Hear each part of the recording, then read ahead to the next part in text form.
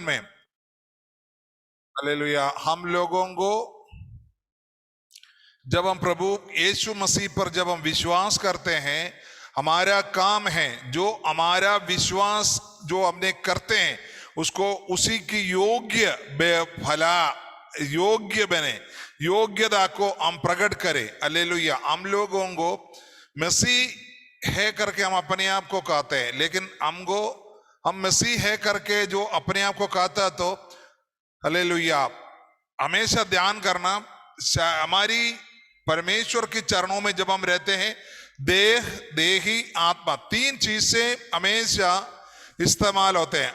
हम पढ़ेंगे हालेलुया थिस्सलुनीकियों का पत्री उसका 5वां अध्याय उसका आखिरी से 3रा वचन। तुम्हारा देह, देहात्मा प्रभु यीशु मसीह के आगमन में 23 पढ़ो। शांति का परमेश्वर आप ही तुम्हें पूरी रीति से पवित्र करे और तुम्हारी आत्मा और प्राण और देह हमारे प्रभु यीशु के आने तक पूरे पूरे और निर्दोष सुरक्षित रहे।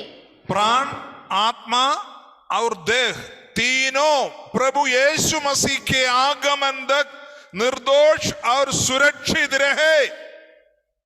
देखा, हम लोग सोचते हैं हम यीशु मसीह पर विश्वास किया, मेरा आत्मा और यीशु मसीह, अरे मेरा और आपका प्रभु के बीच का काम है, आप कौन है रे पूछने वाला।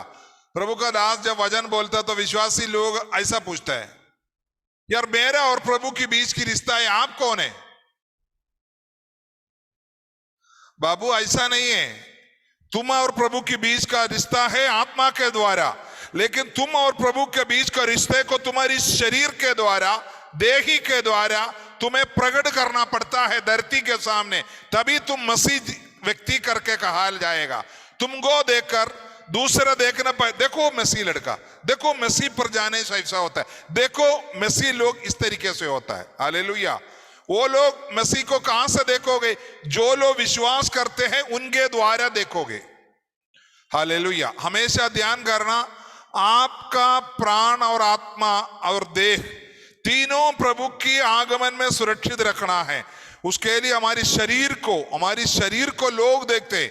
आप घर के अंदर आकर आप झगड़ा करते हो, क्या करते हो, गंदगी करते हो, कोई भी लोग नहीं देखते, लेकिन आप बाहर जब निकलते आपको देखते। अगर आप घर में अगर बुरा है तो बाहर भी आप बुरा ही दिखेगा। इसलिए आपको 24 घंटे का नौकर है प्रभु का। 24 घंटे में आपकी पवित्र आत्मा आपके अंदर कार्य करते हुए प्रभु की वचनों के अनुसार हमको चलना है। हालेलुया। पुराना नियमों में लोगों को व्यवस्था को सिर्फ शारीरिक बातों को करना पड़ता था, आत्मिक बातों को कोई भी नहीं है। आत्मा में वो लोग कितने भी गंदगी फैलाए कोई फर्क, लेकिन फरीसी लोग जैसे दिन में 5 बार प्रार्थना करते, जैसे प्रार्थना का टाइम प्रभु का भवन में टिंग करके मारेगा, तुरंत एक पैर पे खड़ा होकर स्वर्ग की ओर ऐसा रहकर करेगा। लेकिन उनकी जीवन में हर चीज बुरा दिखावट का आराधना चलता था, वही था व्यवस्था के अनुसार लोग। इसलिए व्यवस्था सक्सेस नहीं हुआ, विजय प्राप्त नहीं किया। व्यवस्था को सही करने के लिए, उसको बदलने के लिए नहीं, उसको जीवन देकर मतलब उसको पूर्तिकरण करने के लिए प्रभु यीशु मसीह धरती पर आया। इसलिए हमने आज वचन में पढ़ेंगे, हालेलुया 17 वचन पढ़ेंगे, 5 का 17। यह ना समझो कि मैं व्यवस्था या भविष्यवक्ताओं की पुस्तकों को लोप करने आया हूं, लोप करने नहीं परंतु पूरा करने आया हूं। क्योंकि मैं तुमसे सच कहता हूं कि जब तक आकाश और पृथ्वी टल ना जाए तब तक व्यवस्था से एक मात्रा या एक बिंदु भी बिना पूरे हुए नहीं टलेगा। आमीन। यीशु मसीह यहां बोलते मैं व्यवस्था को पूर्तिकरण करने आया हूं।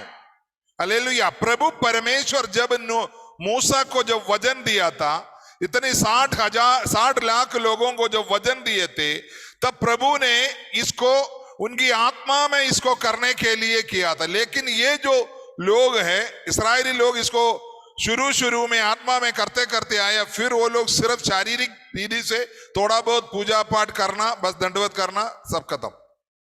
हालेलुया। तब प्रभु को, सर्वशक्तिमान को पता चला ये जगत की लोग प्रभु की वचनों को पूर्णता से नहीं मान रहे, इसलिए वो स्वयं जिन्होंने व्यवस्था धरती पर मूसा को दिया, वो देहधारी होकर धरती पर आकर उस व्यवस्था को कैसे पालन करना है उसको अपने आप को प्रकट किया। बहुत बड़ा अमीर बनकर नहीं, बहुत ज्यादा गरीब बनकर प्रभु ये धरती पर प्रकट हुआ। यीशु मसीह जब धरती पर रहते थे, गमालिएल, यूसुफ, नदनेल और यरूशलेम में ये मरकुस का पापा यूहन्ना और दो हमारा जो चेले लोग योहन्ना, याकूब, ये लोग सब करोड़पति लोग थे, धनी लोग, बहुत बड़ा धनी। यरूशलेम में सिर्फ धनी लोग रह सकते थे।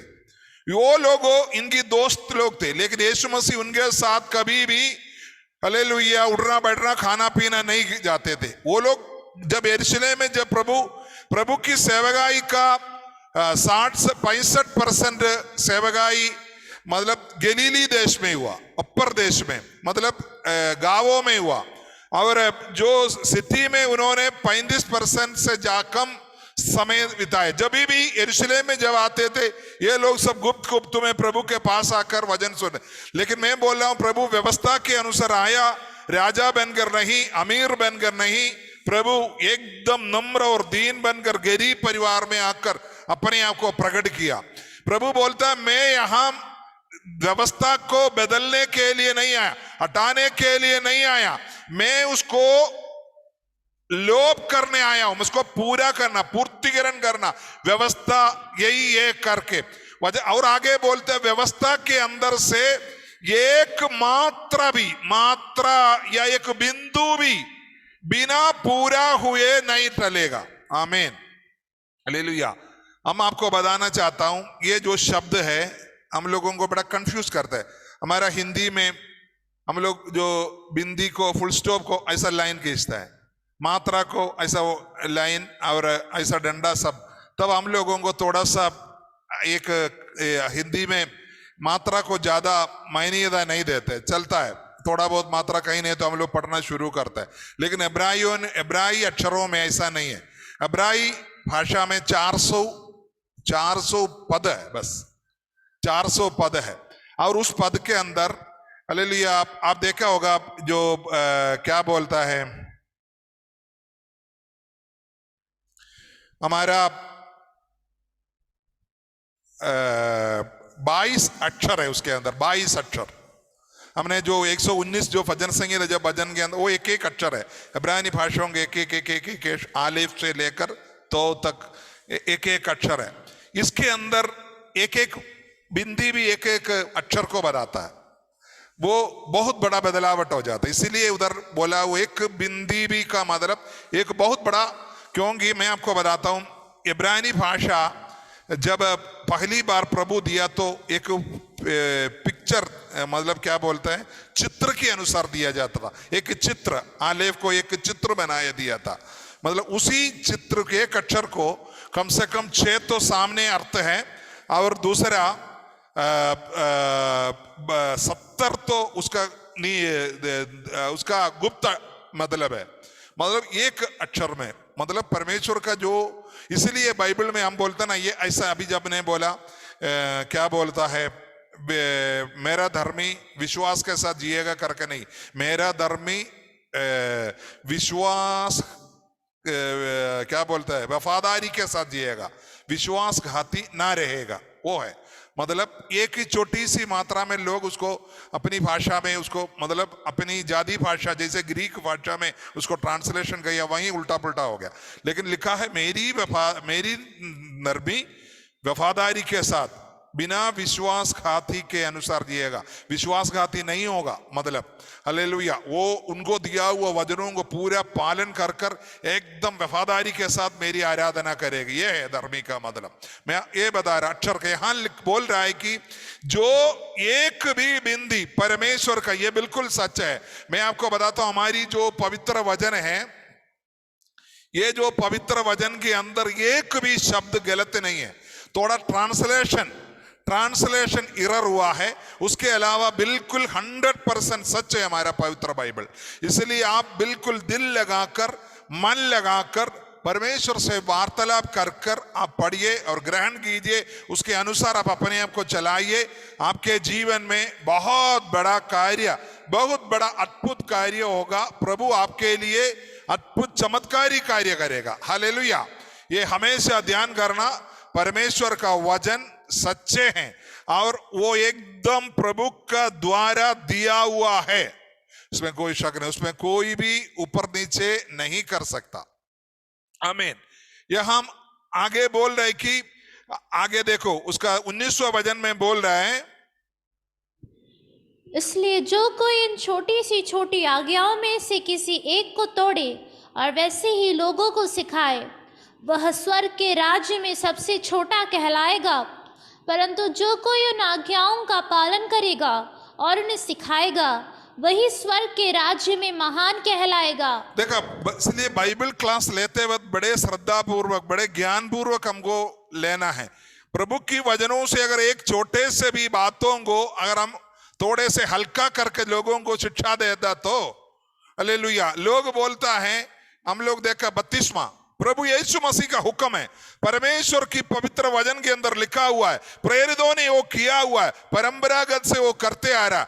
कुछ लोग हैं, मतलब 365 साल के बाद जो कैथोलिक का जो धर्म जो धरती पर आया, उन्होंने क्या किया, वो लोग भी शुरुआत में बपतिस्मा, डूब का बपतिस्मा देते थे। 1400 जब आए तो बोला कोई जरूरत नहीं, घर का सब लोग मसीह होना चाहिए, छिड़का हुआ बपतिस्मा शुरू किया। एक छोटी सी भी बात को अगर उसको गलत रीति से शिक्षा देगा तो, अगर छोटी सी भी आज्ञा हो किसी एक को भी तोड़ेगा तो और लोगों को सिखाएगा तो वो स्वर्ग राज्य का सबसे छोटा कहला जाएगा, सबसे छोटा।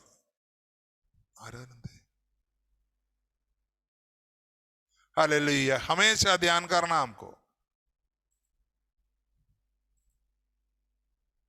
हम लोग इसलिए प्रभु के वचन के अंदर क्या आपको उसका बड़ा व्याख्यान नहीं पता होगा, कोई बात, जो लिखा है उसी जैसा पढ़ाना, उसके अंदर कुछ जोड़ना नहीं, अपनी बुद्धि को लगाना नहीं, अपनी भावना को लगाना नहीं। हम सोच रहे हैं कि यीशु मसीह ऐसा गया होगा, मतलब है ना, जैसे यीशु मसीह के बारे में जब यीशु मसीह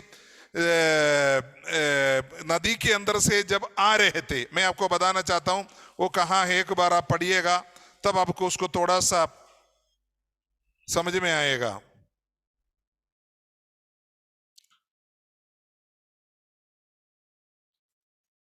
लूका रचित समाचार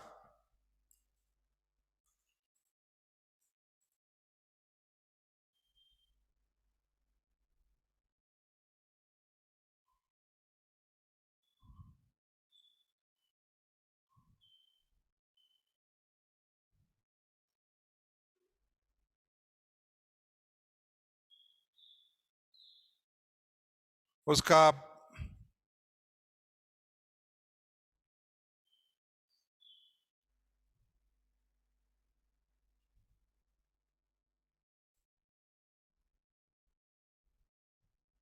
वो जो नाव पर जो आते हैं यीशु मसीह,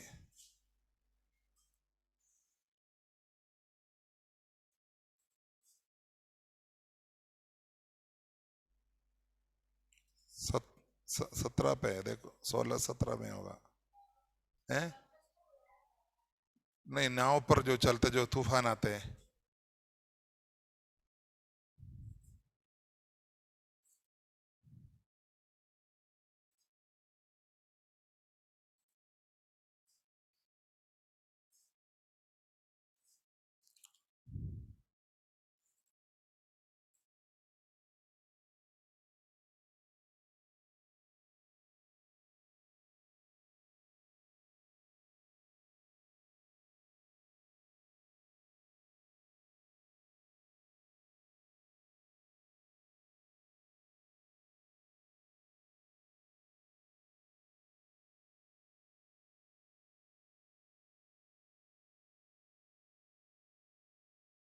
लूक रचित सुसमाचार उसका 8वां अध्याय उसका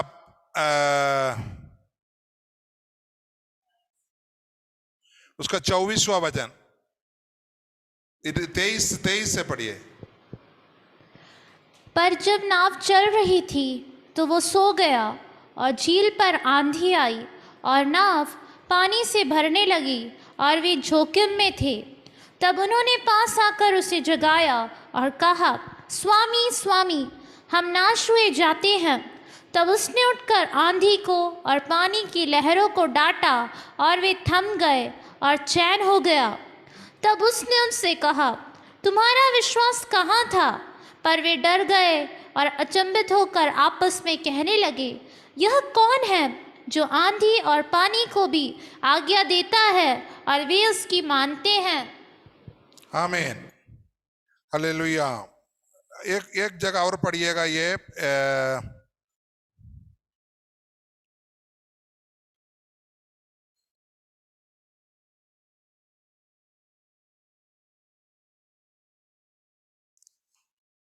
मत्ती रचित सुसमाचार 14 अध्याय उसका 30वां वचन में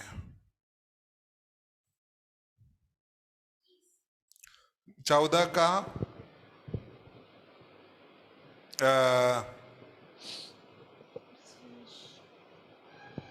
नहीं 14 नहीं,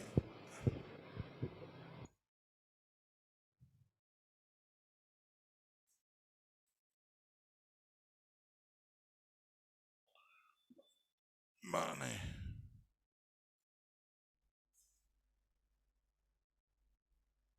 ठीक। लूका कौन सी पढ़ा था? 8 का, ओके। उधर देखो, यीशु मसीह नाव पर सो रहा था। मैं वो बताने के लिए था यीशु मसीह कहां सो रहा था करके।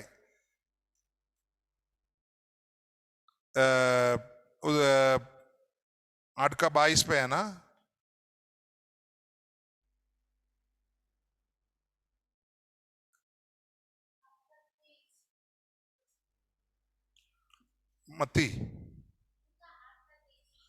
मत्ती 8 का 23 पे क्या लिखा है?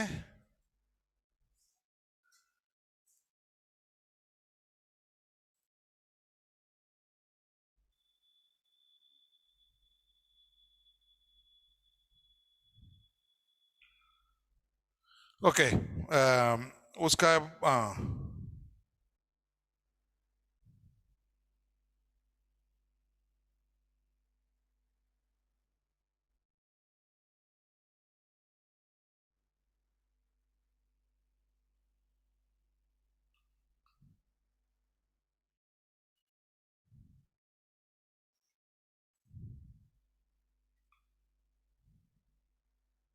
उसका मतलब मरका रजिस्टर समाज 4 का 38 वो है शब्द, याद सही शब्द। मरका रजिस्टर समाचार 8 का 38 वो बताने के लिए था मैं। मतलब है कुछ एक बात जो हम लोग वचन को जब शिक्षा देते हैं, कुछ एक बात हमको जानकारी नहीं है, वो जानकारी को हम लोग सिर्फ जो लिखा है उसको पढ़ाना है। और जो बोट के बारे में, जो नाव के बारे में हम लोग जो जानते हैं, पढ़िए 38 37 से पढ़िए, 37 और 38। मार्क 4 मार्क 4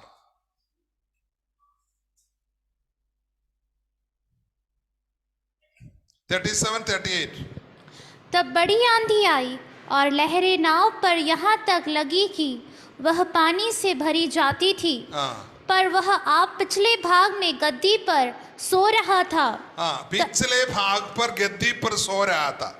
यह है जो हम लोगों को देखा तो एक नाव के अंदर हम लोग सोचते हैं एक नाव है। हम लोग हमेशा जो मछुआर नाव को होते हैं उसके अंदर यीशु मसीह एक जगह पर सो रहा। जब बहुत बड़ा तूफान आ रहा तो उनके ऊपर पानी गिर रहा तो यीशु मसीह क्यों नहीं जगा, इस तरीके का हमारे अंदर बुद्धि में आता है।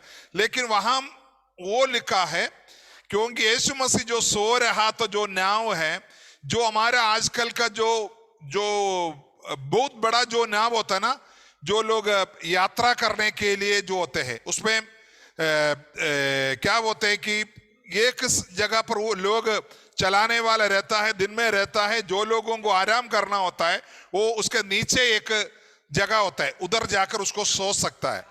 उसी जैसा एक नाव है, वो नाव हम लोगों को, जो यीशु मसीह चला हुआ नाव आज भी है, वो इस्राएल में जो म्यूजियम है उसके अंदर रखा हुआ है, आज भी रखा हुआ है। वो जो नाव है आज भी है जो यीशु मसीह चला, उसी नाव को देखकर 2000 साल पहले की बात है ये, उसी नाव को आज भी वही म्यूजियम में रखा हुआ इस्राएल में, जो यीशु मसीह चला हुआ नाव, उसके अंदर वो देखता है ऊपर लोगों को रह सकता है, चला सकता है नाव को चलाने के लिए, और नीचे जो लोग आराम कर सकते हैं, करना चाहते हैं, वहीं यीशु मसीह सो रहे थे। हालेलुया। इसलिए हम लोगों को कभी भी मन में विचार नहीं करना कि हम लोग अपनी नाव को देखकर हम यीशु मसीह के ऊपर इतनी तूफान हो गया तो पानी भर गया होगा, यीशु मसीह क्यों नहीं जगा, और यीशु मसीह उनकी परीक्षा कर रहा था। इस तरीके से पवित्र वचनों को हम लोग गलत रीति से नहीं शिक्षा देना। जो हमारे सामने नाव में अगर सो रहा है तो सो रहा है, वो कहां सो रहा है हमको नहीं पता, यीशु मसीह जगह नहीं। हालेलुया। हम लोग अपनी भावना से नहीं निकालना, यीशु मसीह परीक्षा कर रहे थे, यीशु मसीह के ऊपर पानी पड़े थे, ये सब हमको आज की नाव को देखकर हम, ये जो वजन है 3500 साल पहले का और 2000 साल पहले की वजन है जो आज हम पढ़ाते हैं, उस समय की बातों को हमको नहीं पता है, इसलिए हम लोग मन में भावना बनाते हैं आज का रीति से, 2000 साल के बाद का भावना से। इस तरीके से भावनाओं में वचन को आप लोगों को शिक्षा ना दीजिएगा। जो आपके सामने वचन मिला है, जो आप पढ़ते हैं और ध्यान करते हैं, प्रभु आपको प्रकाश करते हैं, वो इसी को पढ़ाइएगा। हालेलुया। मैं ये बोल रहा हूं कि पवित्र वचन बिल्कुल सच्चे हैं, पवित्र वचन के अंदर थोड़े से भी गलतियां नहीं है। हालेलुया। उसके अंदर थोड़े से भी यो गलती से लिख दिया, नो। आपको मालूम है, मैंने कल भी बोला, लूक रजिस्टर समाचार और प्रेरितों का काम है, बोला लूक ने एक जादी लड़का ने लिखा है, लेकिन वो नंबर 1 बुद्धिशाली व्यक्ति था, सबसे नंबर 1 डॉक्टर था उस समय का। उन्होंने जाकर जांच पड़ताल करके एक एक व्यक्तियों से पूछ के लिखा। हालेलुया। ये हमेशा ध्यान करना, बाइबल उसके पीछे प्रभु की प्रेरणा तो लिखने के पीछे लिखा हो कोई और काम के लिए, अपने दोस्त को जेल से बचाने के लिए, अपनी पालने वाला पिता को जो रोमियो का जो वकील या जज था उनको सौंप रहा था, जो यीशु मसीह के कहानियां और यीशु मसीह के पीछे जो पौलुस है, जो अपनी दोस्त है, जो कार्य करता, उस बात कहानियों को उनको लिखकर भेज रहा था। मतलब मैं बोला, एक जादी व्यक्ति लिखने के बाद भी उसके अंदर एक झूठ बात, ये गलत बात नहीं आया है। ये हमेशा ध्यान करना, हम जिस पर विश्वास करते हैं ये पवित्र है, ये 100% करेक्ट है, इसलिए हम बोला हुआ बात को हम बिल्कुल सहमत करना है। प्रभु की पवित्र वचन के अंदर से एक भी आज्ञा को, हालेलुया, एक छोटी से छोटी आज्ञाओं में से किसी को भी ना तोड़े। ये हमेशा दिन, ऐसा व्यक्तियों को स्वर्ग राज्य का सबसे छोटा कहलाया जाएगा। बिल्कुल सच्चाई रीति से जो शिक्षा देगा उनको स्वर्ग राज्य का सबसे महान करके, हालेलुया, महान व्यक्ति करके, हालेलुया, उसको देगा। हम आपको यह बताना चाहता हूं, अगर जब हम वचन को पढ़ते हैं बिल्कुल विश्वास के साथ वचन पढ़िए। और दूसरा अभी 20वां वचन 5 का 20, अभी इधर कोई पढ़िए, कौन पढ़ेगा? 5 का 20 कौन पढ़ेगा? हाथ दिखाओ, बोलो रुचि पढ़ो।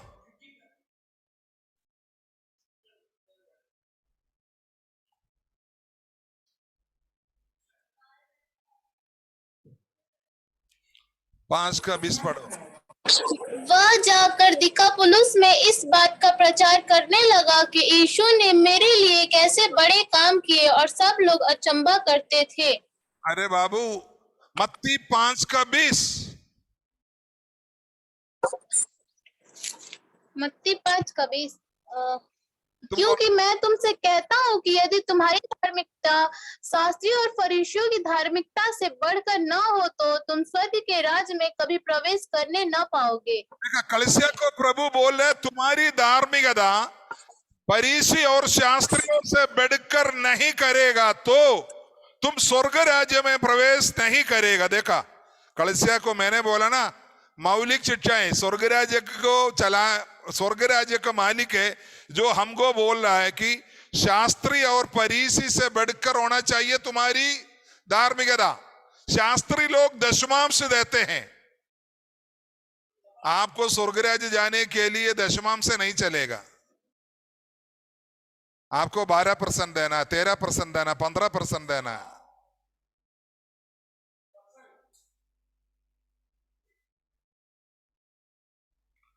ये हमेशा ध्यान करना।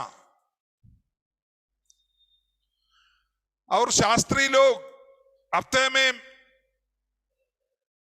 2 दिन उपवास करते हैं, 2 टाइम, 2 दिन नहीं, 2 टाइम, 2 बार। आपको हफ्ते में 3 बार उपवास करना है।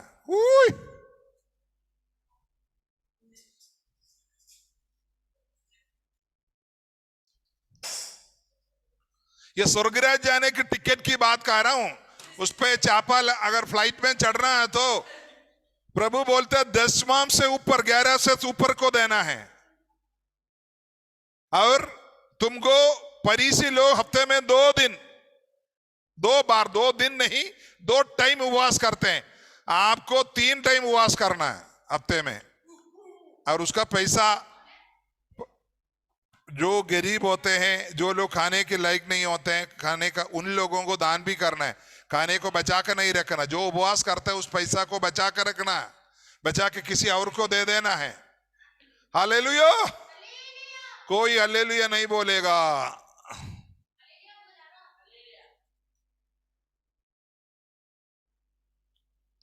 स्वर्गराज जाना है तो भाई 3 टाइम उपवास करना है और वो पैसा किसी और को देना है। ये तो मुश्किल में पड़ गया।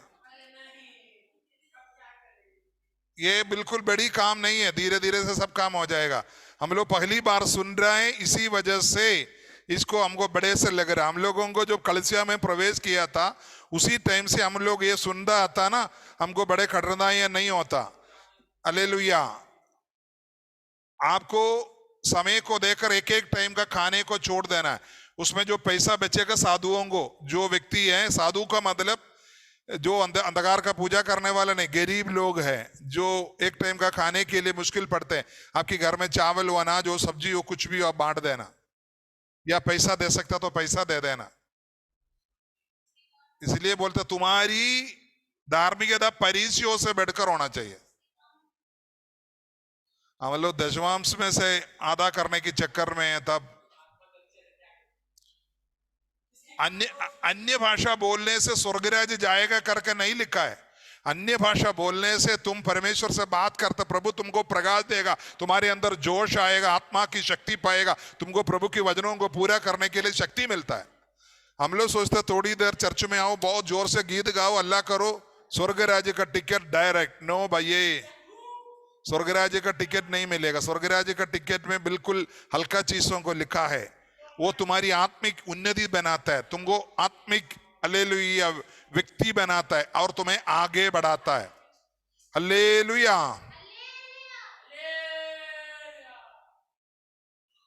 अभी है 21 और 22 पढ़िए हो। कौन पढ़ रहा है? कोई पढ़ रहा है? 21 और 22। हाँ पढ़ो निखिल, रुचि पढ़ो।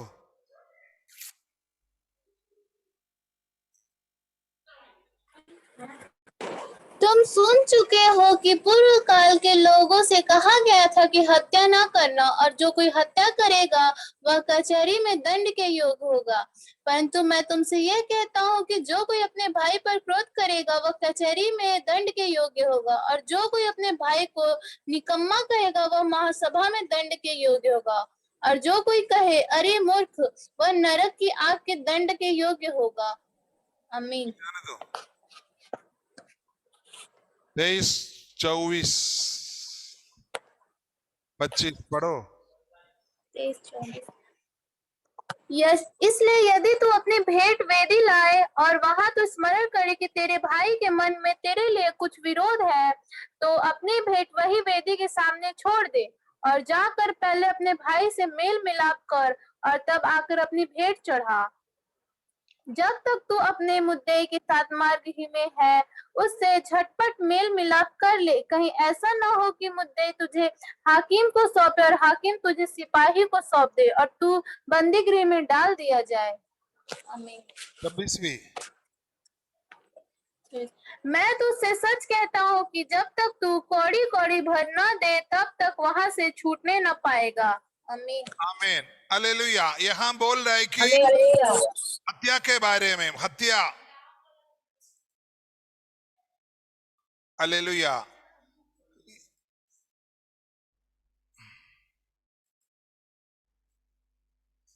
हत्या नहीं करना करके प्रभु यहाँ वचन के द्वारा हमको बोल रहा है, लेकिन वो तो हम लोगों को जब तक एक व्यक्ति के जीवन लेते नहीं, एक व्यक्ति को गोली मारकर या चाकू लगाकर उसका जीवन नहीं जाएगा। अगर आप पुराना व्यवस्था में क्या होता था कि एक व्यक्ति को कूट कूट कर मारो और पीटो और गड्ढे में गिरा दो, सुबह उड़कर वो चले जाएगा, वो व्यक्ति का वो हत्याचार नहीं माना जाता था जब तक उसकी जीवन नहीं जाते तो।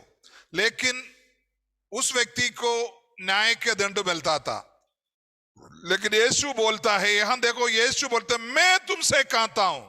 अरे ये कौन है? यीशु मसीह बोल रहे कि मैं तुमसे कहता हूं। यीशु मसीह रबूनी है, मीखा रबूनी। मैंने कल बोला मीखा का मतलब अधिकार को पाया हुआ रबूनी। वो इस्राएल में बहुत कम होते हैं, व्यवस्था को बदलने का अभिषेक रखा हुआ व्यक्ति होते हैं मीखा रबूनी। उसके लिए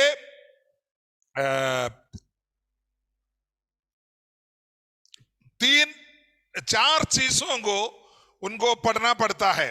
हालेलुया। बाबिलोन तलमुद, जेरूशलेम तलमुद, मिदाश और मिशना, इस तरीके का बड़े तलमुदों को पढ़कर वो भी 30 उम्र तक पूरा पढ़ना है। उसके बाद 2 लोग उसको गवाही देना है। यीशु मसीह रबूनी है करके 2 लोग गवाही दिया। एक स्वर्ग पिता पुत्र परमेश्वर ने स्वर्ग से वाणी हुआ, ये मेरा प्रिय पुत्र है, इन पर मैं प्रसन्न हुआ। और दूसरा यूहन्ना बपतिस्मा, उन्होंने बोला ये मेरे पीछे ये कह रहा है, उनका जूता उतारने के लिए मैं नहीं हूं, वो परमेश्वर का मेमना है। 2 लोगों ने जब गवाही दिया तो वो रबूनी मिला। वो रबूनी अकेला नहीं, मीखा रबूनी, अधिकार रखा हुआ। इसलिए यीशु यहां बोलता है तुम लोगों ने व्यवस्था में सुना हुआ है कि हत्या ना करना, लेकिन मैं तुमसे कहता हूं। ये कौन है भाई? वो वही लोग है जो अधिकार पाया हुआ मीखा। आमीन। इसलिए यीशु ने बोला मेरी जुआ उड़ाओ, क्योंकि मेरे पास एक बहुत बड़ा अधिकार है। दुनिया का अधिकार की रीति नहीं, साधारण गुरु नहीं, बहुत बड़ा गुरु है, अधिकार पाया। इसलिए प्रभु ने बोला हे परिश्रम करने वालों मेरे पास आओ, मेरे जुआ उड़ाओ, मतलब मेरे अधिकार के नीचे आओ, मेरे अधिकार के साथ मेरे साथ चलो, मेरे जुआ के साथ चलो। मैं तुम्हें लेकिन एक सांच बांधूंगा अधिकार के, क्योंकि मैं जब तक रहूंगा तुम भी मेरे साथ रहना पड़ेगा। इसलिए प्रभु ने आत्मा में जो दरिद्र, मन में जो दीन है वो धन्य बोला है। उनको वो प्रार्थना करना, यीशु मसीह के तरह जीने के लिए हम लोग प्रार्थना करना है। प्रभु की आत्मा और प्रभु की शक्ति को, प्रभु की वरदानों को, कृपा को प्राप्त करके चलने के लिए बोला प्रभु। वो व्यक्ति, उसके लिए जो दीन रखता है, आग्रह रखता है, प्यासा है, उस व्यक्ति धन्य है बोला जाता है। और प्रभु यहां बोल रहा है कि मैं तुमसे कहता हूं अपनी भाई पर क्रोध करेगा।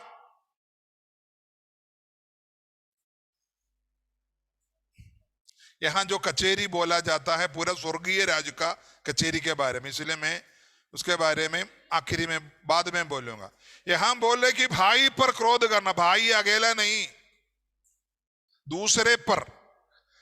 आप बोले मेरे तो भाई तो है ही नहीं, मेरा सास ससुर है, मेरा पड़ोसी है, मैं उनको गाली दे देता हूं, मेरी बहन है, मेरा भाई है, मैं उसको गाली दे देता हूं। क्रोध कर देते हो। नो, तुम जब क्रोध करते हो तुम प्रभु की वचन के अनुसार हत्या करने वाला व्यक्ति है।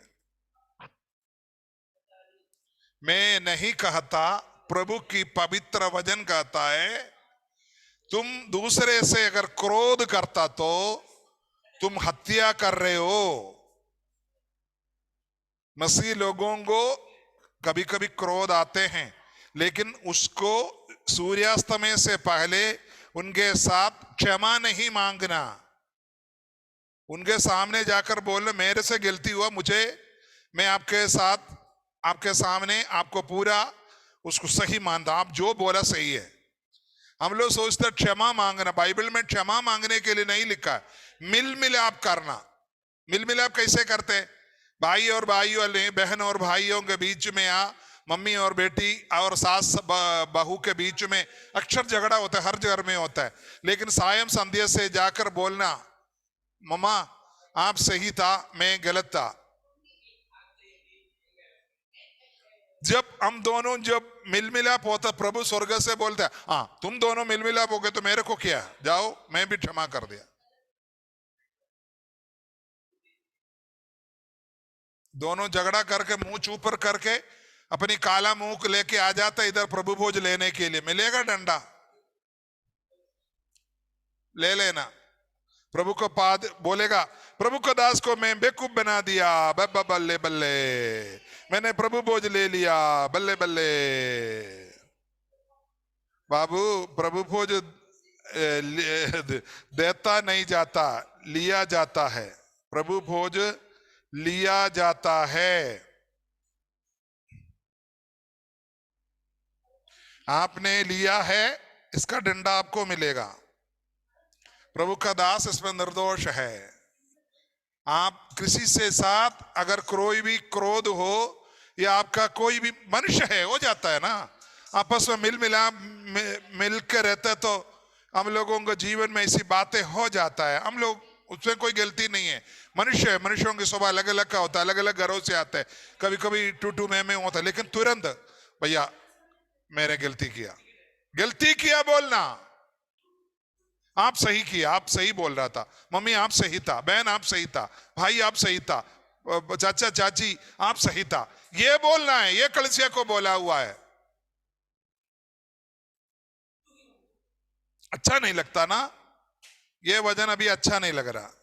प्रभु का दास अभी तक तो बोला था सब अच्छा था, हम दशमांश भी 11% देते हैं, लेकिन ये तो बिल्कुल मिल मिलाप करने का बात प्रभु का दास आप बहुत अच्छा नहीं कहा रहा।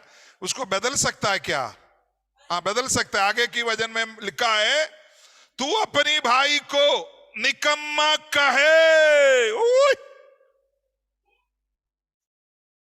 तुम्हारी भाई या बहन को एक छोटी सी शब्द गलत रीति से एक निकम्मा व्यक्ति भी कहे, नरक की ओर जाने के लिए बैठाया हुआ है। ये बाइबल है। तुम बाइबल के ऊपर विश्वास करके प्रभु में आए ना,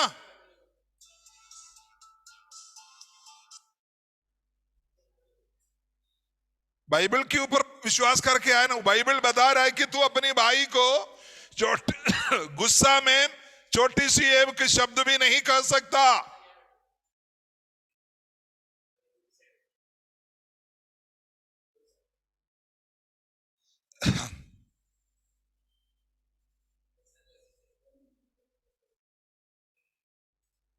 और हल्का करना है, और हल्का कर देता हूं। तू अपनी बेदी पर जब लाता है, वहां तू स्मरण करे कि मेरे भाई के मन में मेरे और कुछ विरोध है, तो अपनी भेड़ वहीं वेदी के सामने छोड़ दे और जाकर पहले अपनी भाई से मेल मिलाप कर। डो डो डो डो डो डो बाबू, बहुत मुश्किल है मसीह जीवन। तो ये पायरी साहब तो एकदम वजन आज हमारी के तो बट्टा बैठा रहा है। हमारी तो मसीह जीवन, मसीह विश्वास छोड़ कर जाना पड़ेगा लगता है। बाबू बोल रहे कि तुम कलीसिया में आता ना और दशमांश डालने के लिए तो फरीसी से 11 100 का 11 या 12 रुपया डालने, प्रभु बोलते रुक रुक, हटाओ हाथ, हटाओ अपनी हाथ हटाओ, बस हटा। वो थैला में तू पैसा नहीं डालोगे, तू थैला में पैसा नहीं डाला, हटाओ अपनी हाथ, जाओ भाई से मिल मिलाप करके आओ।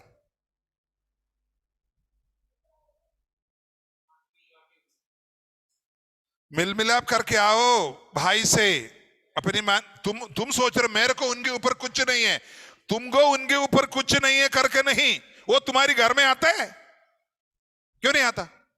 जाकर पूछो, आप मेरे घर में क्यों नहीं आता? मेरे को तो आपसे कुछ भी नहीं है। हाँ बिल्कुल सही है, उसको तुम्हारे ऊपर कुछ है तो नरक, नरक के अंदर, नरक के अंदर बपतिस्मा ले लिया, अन्य भाषा बोला, सब कुछ कर रहा है, नरक की ओर रास्ता बनाया हुआ है। इसी वजह से लोग ये वजन नहीं पढ़ाता, इसी वजह से लोग ये वजन नहीं पढ़ाता, क्योंकि लोगों को कलीसिया में कोई रहेगा ही नहीं, सब बैठा हुआ है भाई को गाली देकर, मम्मी को गाली देकर बैठा हुआ है। पादरी साहब का दशमांश चला जाएगा, फिर कलीसिया में कौन होगा? पादरी साहब होगा, पत्नी होगा, 2 बच्चे होगा, अल्लेलुया बोलते रहेगा।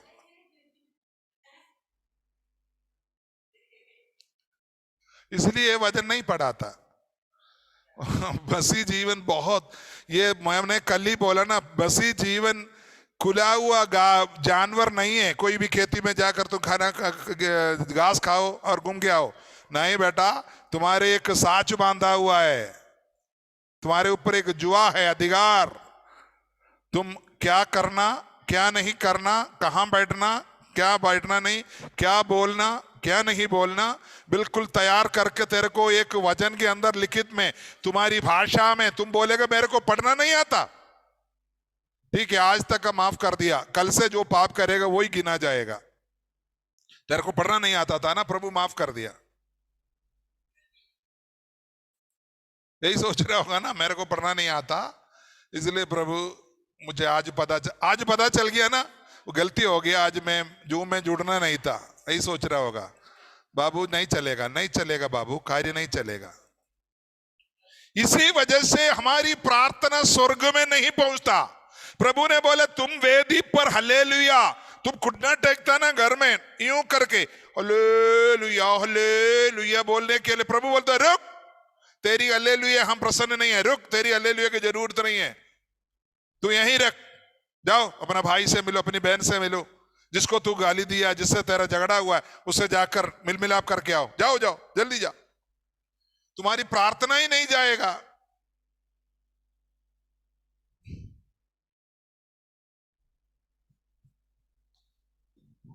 आमीन आमीन। जब तुम अपने मुद्दई के साथ मार्ग में उसे झटपट ले, मिलाप कर ले, कहीं ऐसा ना हो कि मुद्दई तुझे हकीम को सौंप दे और हकीम तुझे सिपाही को सौंप दे और तू बंदी गृह में डाल दिया जाए। मतलब क्या है? तू जो झगड़ा हो जाता ना, झगड़ा हो जाता, मनुष्य है, झगड़ा हो जाता है, उसको घर से जाने ना दे बोल रहा है। वो जाने से पहले उसको पकड़ो, बहन गलती हो गया, मैं ऐसा ही थोड़ा सा गलती हो गया, आप बिल्कुल सही था, आप उसको घर से जाने ना दो। क्या पता है वो कल तुम उसे माफी नहीं मांग पाओगे, यही लिखा है, उसका मतलब यही है। तुम जेल में सिपाही को सब मतलब क्या है, वो तुमसे वो बात बहुत दूर चले जाने से पहले तुम उसको पकड़ो, उसे क्षमा मांगो, मामा माफ करो, आप घर छोड़ने से पहले मुझे मिल मिलाप करके जाओ, मिल मिलाप करके जाइए मेरे घर से, मैं आपको घर से जाने नहीं दूंगा, जब तक आप मेरे से ये मिल मिलाप करेगा नहीं, मैं नहीं जाने दूंगा आपको।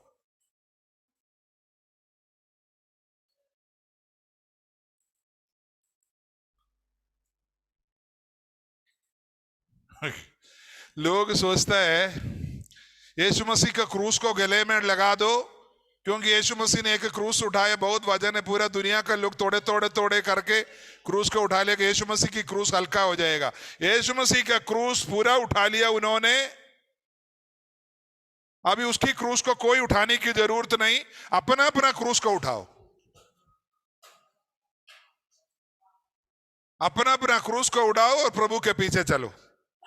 क्या है क्रूस? ऐसे ऐसे जीवन में आते हम लोगों को सुधारने के लिए पवित्र वचन बनाया है, हम लोगों को स्वर्ग राज्य का वारिस बनाया है, हम स्वर्ग जाने के लिए प्रभु ने तैयार किया हुआ वचन है, इसलिए वो स्वर्ग से धरती पर आया, वो आकर बलिदान होकर सबको स्वर्ग ले जाए। उन्होंने व्यवस्था को पूरा करने के लिए 37 साल धरती पर 30 साल तक इतनी रोया पीटा, माता पिता को पालन करने के लिए, भाई बहनों को पालन करने के लिए इतनी रोया, अपनी पढ़ाई के लिए इतनी रोया, गरीब से गरीब बनकर रहा। एक दिन भी वो चैन में नहीं सोया, क्योंकि हमेशा घुटना में प्रार्थना करते रहते थे, पिताजी आपकी व्यवस्था से एक बिंदी इधर उधर ना जाऊं, मैं आपकी इच्छा में पूरा हूं, आपकी मेमना को तेरा बलिदान होकर मैं आपके पास वापस आऊं। यही प्रभु हमसे भी चाहते हैं। ये प्रार्थना और उपवास के बिना ये कुछ नहीं होने वाला। जो मैंने अभी आपको थोड़ा मजाक जैसा हल्का में बोला है, लेकिन ये प्रार्थना और उपवास के द्वारा ये पूरा होगा।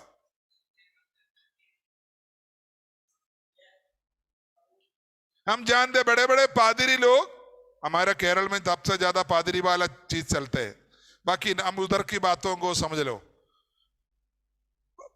मतलब जब चुनाव आते हैं, बड़े बड़े अध्यक्षों का चुनाव आते हैं, भाई के विरुद्ध में इतनी गाली ग्लोज करके झगड़ा करके क्या बोलता है, चुनाव में जीत जाते हैं, चर्च का एल्डर बन जाते हैं, बड़े बड़े मतलब ओवरसियर हो गया, प्रेसिडेंट हो गया, सेक्रेटरी हो गया, बन जाने के बाद कोई मतलब स्टेज में होकर एकदम बड़ा प्रचार करता है, आत्मा के अंदर बिल्कुल दुख नहीं होता।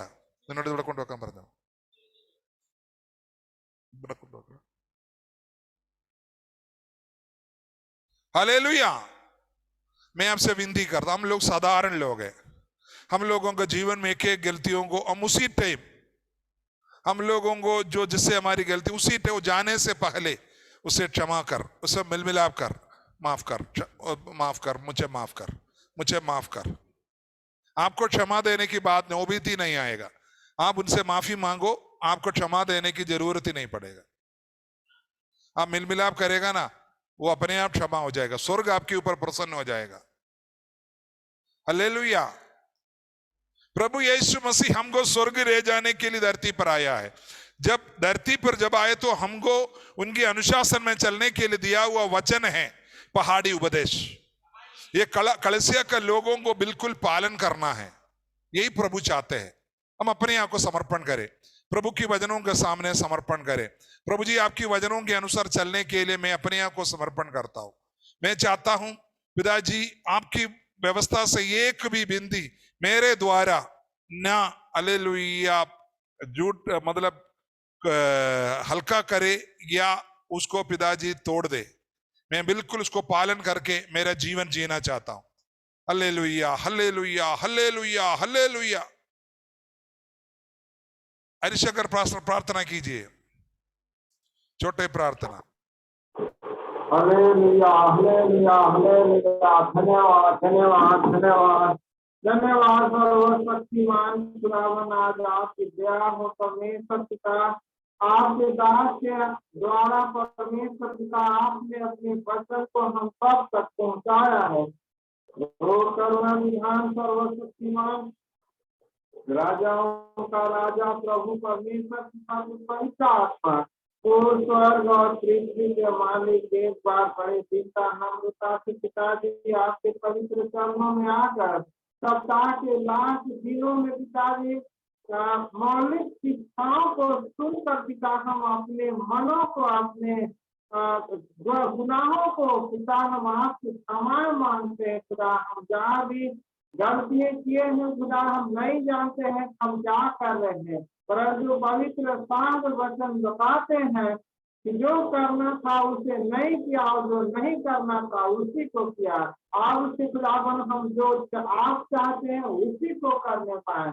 पिता, आपका शिक्षा हमारे जीवन में पूरी हो, जैसे आपका इच्छा स्वर्ग राज्य में पूरी होता था, वैसे ही पृथ्वी पर पिता आपका इच्छा होने पर पिता आगे अगुवाई करें, अपनी स्वर्गदूतों का पैरा लगा पिता यीशु मसीह का लहू का बड़ा मानते हैं पिता अपनी सामर्थ प्रकट करे, आदर महिमा जलाल आपको देते हैं। प्रार्थनाओं को सुनकर उत्तर देने वाला जो कोई भाई बहन इस वचन को नहीं सुन पाए, परमेश्वर पिता जी जूम मीटिंग के द्वारा फिर से परमेश्वर अगुवाई करें, हम लोग इस वचन को और आगे सुनकर परमेश्वर पिता आपकी दया के अनुसार हम अपने मनों को मोड़ सके, हम पिताजी नम्र और दीन बनने पाए पिता।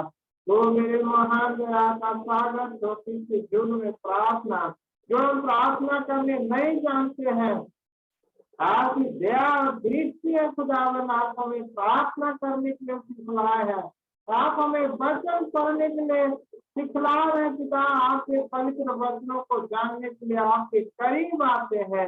हमारे गुनाहों को क्षमा करें पिता, हम नहीं जान पा रहे कि कौन सा किस तरह का वचन है, परंतु आपकी दया हो जाए, महिमा आदर जलाल आपको देते हैं। ज्योति की जून में प्रार्थना पिता, गीत भजन आराधना तो आपके हाथों में देते हैं पिताजी। परमेश्वर श्रेष्ठ दास के बेटे और बेटी परमेश्वर पिता उस भजन को, उस आराधना को करने के लिए सबसे पहले उस जगहों में तैयार रहते हैं। 100 गुना प्रतिफल देने वाला पिता आप है। ध्यान करना एक मसीह आपके पवित्र नाम से मांग लेता हूँ, आमीन।